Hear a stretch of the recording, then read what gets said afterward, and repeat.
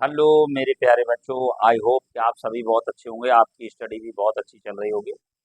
मैं रामरूप सर सफलता coaching classes Lahore से आपके लिए 10th सोशल साइंस का अर्थशास्त्र का चैप्टर 2 का सेकंड लेक्चर लेकर आया हूँ, जिसमें फर्स्ट लेक्चर में आपके मध्यवर्ती वस्तुएं किसे कहते हैं उदाहरण से समझाइए। प्रश्न क्रमांक 7 तक हो गया था। प्रश्न क्रमांक 8 में देखिए, बुनियादी सेवाएं क्या है। किसी भी देश में अनेक सेवाओं जैसे अस्पताल, थाना, शैक्षिक संस्थाएं, डाक व तार सेवा, न्यायालय, ग्रामीण प्रशासनिक कार्यालय, नगर निगम, रक्षा, परिवहन, बैंक, बीमा कंपनी की आवश्यकता होती है, इन्हें बुनियादी सेवाएं माना जाता है।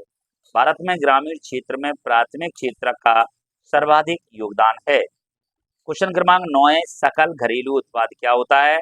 तीनों क्षेत्रकों के उत्पादनों के योगफल को, तीनों क्षेत्रफल जैसे प्राथमिक क्षेत्रफल, द्वितीयक और तृतीयक क्षेत्रक, तीनों क्षेत्रक, तो इसने यहाँ लिख दिया तीनों क्षेत्रकों के उत्पादनों, उनमें जो उत्पादन होता है उत्पादनों के योगफल को देश का सकल घरेलू उत्पाद या जीडीपी कहते हैं। क्या कहते हैं इसे? जीडीपी कहते हैं। यह किसी देश के भीतर किसी विशेष वर्ष में उत्पादित सभी अंतिम वस्तुओं और सेवाओं को का मौद्रिक मूल्य होता है। उत्पादन में तृतीय क्षेत्र का बढ़ता महत्व क्या है। भारत में विगत दशकों से तृतीय क्षेत्र का योगदान निरंतर बढ़ता जा रहा है। इस क्षेत्र में रोजगार में भी वृद्धि हुई है। जीडीपी में इस क्षेत्र के योगदान में निरंतर वृद्धि हुई है। सन 1970 से 71 में इसका जीडीपी में योगदान लगभग 33% था, जो 2010-11 में बढ़कर 58% हो गया है। प्रश्न क्रमांक 11 है, अल्प बेरोजगारी क्या है।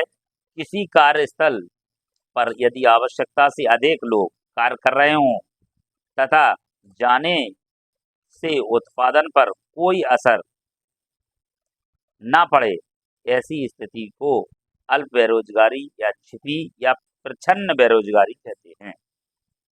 कार्य कर रहे हों तथा जाने से उत्पादन पर कोई असर ना पड़े, तो क्या कहते हैं? अल्प बेरोजगारी, प्रच्छन्न बेरोजगारी कहते हैं। आगे देखिए,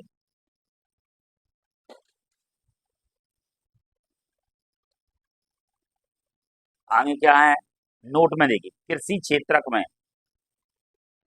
क्षेत्रक में जहाँ परिवार के सभी सदस्य कार्य करते हैं, प्रत्येक व्यक्ति कुछ ना कुछ काम करता है दिखाई पड़ता है, किंतु वास्तव में उनका श्रम प्रयास विभाजित है तथा किसी को भी पूर्ण रोजगार प्राप्त नहीं होता। यह स्थिति अल्प बेरोजगारी की स्थिति होती है। यह रोजगारी सेवा क्षेत्रक में भी पाई जाती है। प्रश्न क्रमांक कितना था इधर? प्रश्न क्रमांक 11, प्रश्न क्रमांक 12 और 13। 12 में देखो, सार्वजनिक क्षेत्रक क्या होता है, इसके उद्देश्य लिखिए। सार्वजनिक क्षेत्रक के अंतर्गत उत्पादन के साधनों पर सरकार का स्वामित्व, प्रबंधन व नियंत्रण होता है। सरकार ही समस्त सेवाएं उपलब्ध कराती है। उद्देश्य, इस क्षेत्रक का मुख्य उद्देश्य सार्वजनिक कल्याण में वृद्धि करना होता है। उदाहरण है भारतीय रेलवे, भारतीय डाक विभाग, पुलिस बल, अग्निशामक विभाग आदि। निजी क्षेत्रक क्या होते हैं, इसको उदाहरण दीजिए।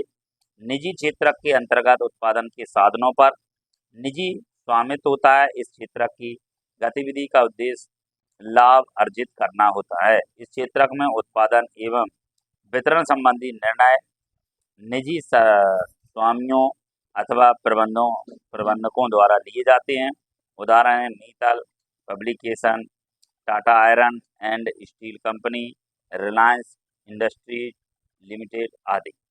आशा करता हूँ यदि आपको ये वीडियो अच्छा लगे तो लाइक सब्सक्राइब जरूर करें, अधिक से अधिक शेयर करें, जिससे अन्य बच्चों को भी इसका लाभ हो।